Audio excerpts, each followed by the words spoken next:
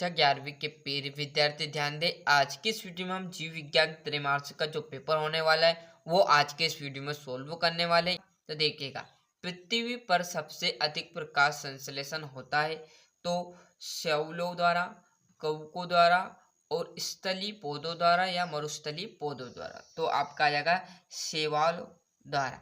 Clear है। पादप जगत का उभयचर कहा जाता है तो किसे कहा जाता है? तो आपका जो भी यहाँ पर है बायोफाइटो को कहा जाता है ना। टेरिडोफाइटा का सदस्य है तो इसमें थोड़ा डाउट है तो आप देख लेना। क्लियर है। गलत जानकारी आपको नहीं देंगे, जो पता है वो आपको क्लियर यहाँ पर बताया जाएगा, जो नहीं है वो आप सर्च कर लीजिएगा या सर से पूछ लीजिएगा। क्लियर है। प्रोटीन निर्माण से संबंधित कोशिका अंग है तो आपका आ जाएगा राइबोसोम। क्लियर है। चौथा नंबर, कोशिका की आत्मघाती की थैली किस कोशिका को कहा जाता है? तो आपका आ जाएगा लाइसोसोम को। क्लियर है। और निम्नलिखित में से कौन सा हार्मोन्स तनाव हार्मोन्स कहलाता है? तो कौन सा कहलाएगा आपका? तो यहाँ पर देखिएगा, इनमें से कोई नहीं यहाँ पर, है ना।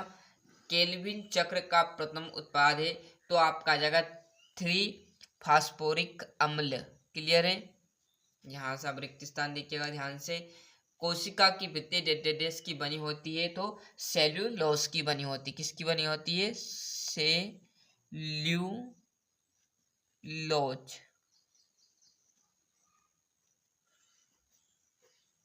है ना।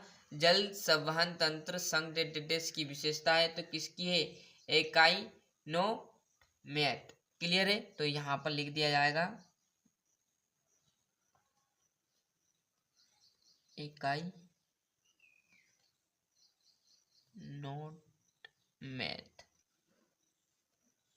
क्लियर है। थोड़ी सी जमा कम है, आगे समझ में क्या है? एकाइनोमेट। क्लियर है। और सबसे ऊंचा एंजियोस्पर्म है तो आपका आ जाएगा यूपेलिस, है ना। तो यहाँ पर मैं लिख देता हूँ यूपेलिप्टस। क्लियर है। चौथा यहाँ पर नहीं मिला। पांचवा देखिए, कोशिका का ऊर्जागर कहा जाता है तो आपको आएगा माइटोकार्डिया को यहाँ पर लिख दूं मैं, माइटोकार्डिया।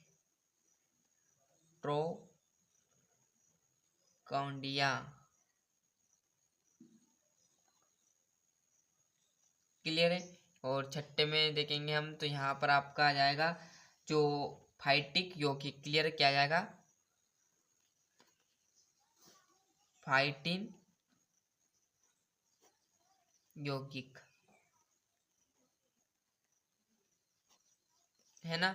और पादप विषाणु का अनुवांशिक पदार्थ डेडेडस होता है तो ये आपका आ जाएगा सिग्मा अथवा डबल स्ट्रेट।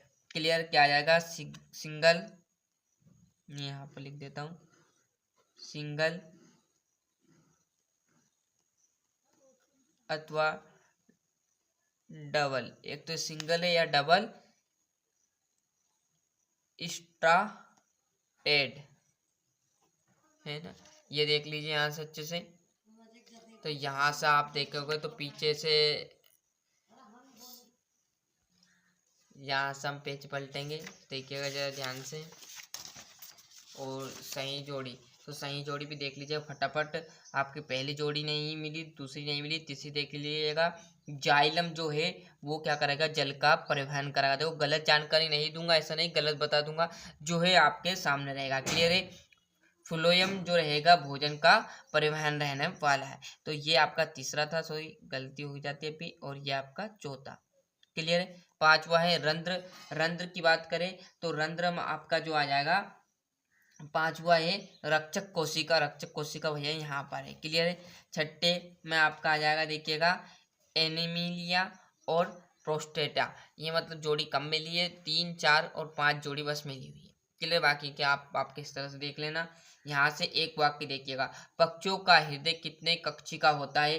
तो 4 कक्षी होते हैं पक्षियों के हृदय में। कितने होते हैं? तो 4। अब 4 आपको यहाँ पर इस टाइप का लिखना है, ना कि गिनती वाला।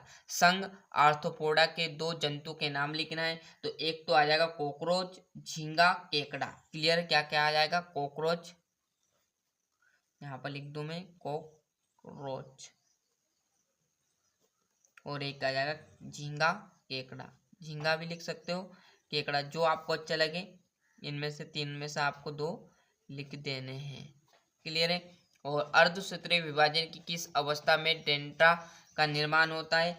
तो आपका यहाँ पर तीसरा भी नहीं मिला मुझे। चौथे में आ जाएगा एक पायरुविक अम्ल में कितने कार्बन परमाणु होते हैं? तो 6 कार्बन परमाणु होते हैं। क्लियर है, तीसरा नहीं मिला। क्लियर है। और कार्बोहाइड्रेट के श्वसन गुणांक का मान है, तो आपका क्या आ जाएगा? 1 है भैया। कितना मान है? 1 मान है ना। और पादप विज्ञान की शाखा माइकोलॉजी के अंतर्गत किसका अध्ययन किया जाता है? तो पौधे के जीवन का, या पौधों का जीवन। क्लियर है, यहाँ पर लिख दिया जाएगा पौधों का जीवन। क्लियर है। और मनुष्य का वैज्ञानिक नाम है तो होमोसेपिया। क्लियर, क्या आ जाएगा? होमोसेपिया, सेपियस है ना, या होमोसेपिया भी कह सकते हैं, होमोसेपियस भी कह सकते हैं। क्लियर है। यहाँ से आपके 5 में से 2-2 नंबर के बहुत ही सिंपल क्वेश्चन है।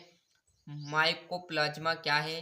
अंडे देने वाले स्तनियों के नाम। ऊतक किसे कहते हैं? कॉकरोच के कटक कहाँ पाए जाते हैं? क्लियर है। ये यदि प्रश्न उत्तर होगा तो मैं आपको ये भी प्रोवाइड करा दूंगा। पहले आप इन क्वेश्चनों के आंसर देख लीजिएगा, और जो क्वेश्चन इनके स्क्रीनशॉट ले लीजिए 5 में से। क्लियर है।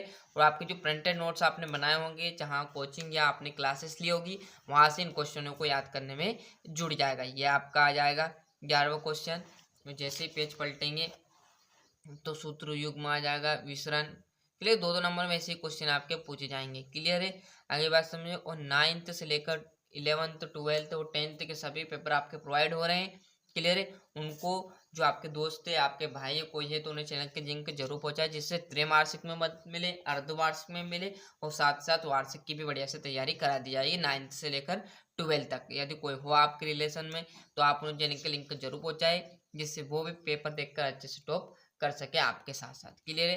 तो इस प्रकार मैंने आपको पूरा पेपर था जो त्रैमासिक का वो अच्छे समझा दिया।